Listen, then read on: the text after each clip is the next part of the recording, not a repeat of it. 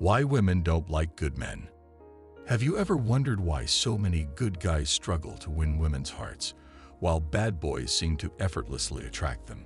It's a question that has puzzled countless men, especially those who believe that kindness and respect should naturally lead to romantic success. Yet, time and time again, it feels like the nice guys get left behind. Today, we're delving into the psychology and social dynamics behind this seemingly puzzling behavior and what good men can learn to flip the script. We're not here to blame or point fingers.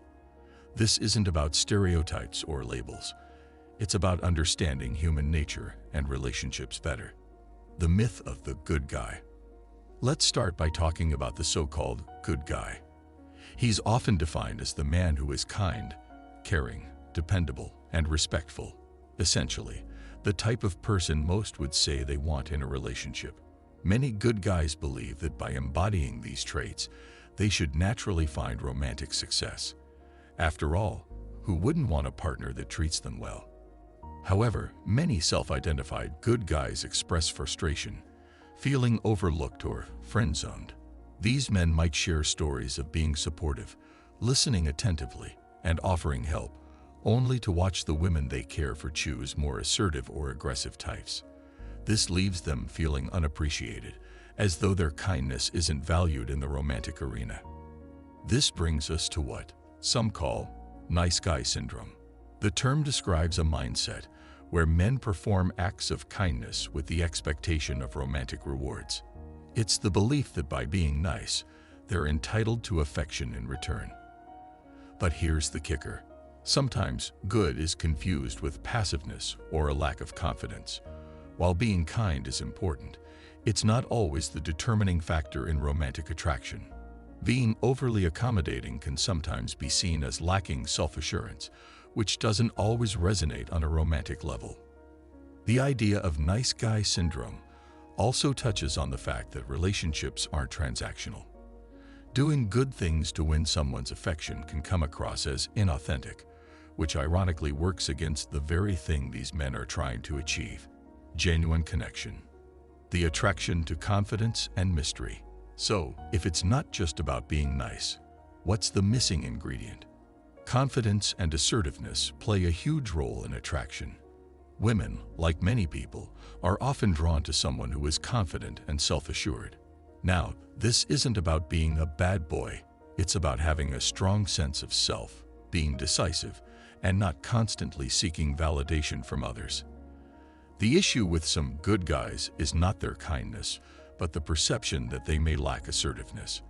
A man who is too passive or overly agreeable can sometimes come across as unsure of himself, which doesn't inspire the same level of romantic interest. On the other hand, a person who is confident in their own value, regardless of external opinions, often becomes more attractive. Then there's the power of mystery and challenge. Humans tend to be drawn to what they don't fully understand or can't easily predict. Some women might find a bad boy exciting, simply because he presents a challenge. He's mysterious, unpredictable, and maybe even a little dangerous. It's not necessarily the bad behavior that's attractive, but the sense of adventure and uncertainty that comes with it. From an evolutionary psychology perspective, traits like assertiveness and dominance were historically associated with survival and leadership. In ancestral times, those qualities helped ensure protection and success. While society has evolved, some of those deep-rooted instincts still play a part in modern attraction dynamics.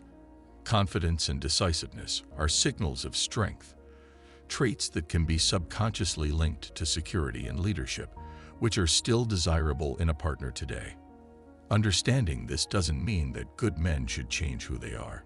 It means they can focus on building confidence and showing their strength in a way that feels authentic to them.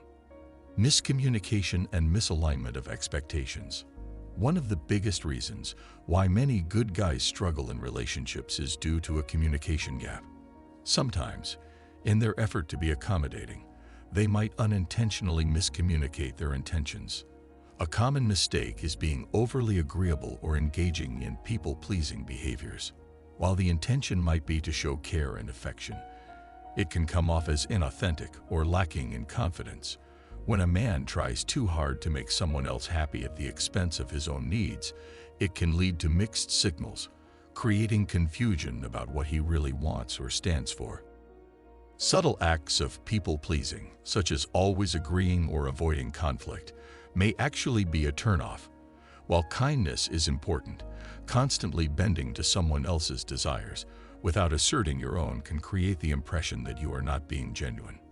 This lack of authenticity may lead women to question whether the good guy is really being himself or if he's simply trying to gain approval. Authenticity is key in relationships, and that means standing up for your own beliefs and desires, even if it risks disagreement. The importance of emotional intelligence and self-respect. So, what do women really want? It's not as simple as choosing between a good or bad guy. What truly matters is a balance between kindness and assertiveness. Emotional intelligence and self-respect are critical components that many women seek in a partner. It's not about being the nicest person in the room. It's about being someone who is aware of both their own emotions and those of others while maintaining personal boundaries and self-worth. Being a good man is undoubtedly a strength, but it has to be paired with qualities that reflect inner strength and confidence. Men who embrace their positive traits while working on their independence and assertiveness often find themselves more desirable. A good man doesn't need to compromise his values or change who he is. He just needs to own those qualities with pride and confidence. What good guys can do differently. So, how can good guys make a positive change? The first step is self-improvement and personal growth. It's essential to focus on building confidence and understanding your own value. This means working on self-esteem and leading with authenticity, rather than constantly seeking approval from others. Confidence isn't about arrogance. It's about knowing who you are and being comfortable with yourself. When you're confident, you naturally attract people who respect you for who you truly are. A deeper understanding of female psychology can also help. While each woman is different, there are some common values that many women appreciate in a relationship: emotional intelligence, strength, leadership, and a sense of humor. Good men who work on developing these traits will find themselves better equipped to form meaningful connections.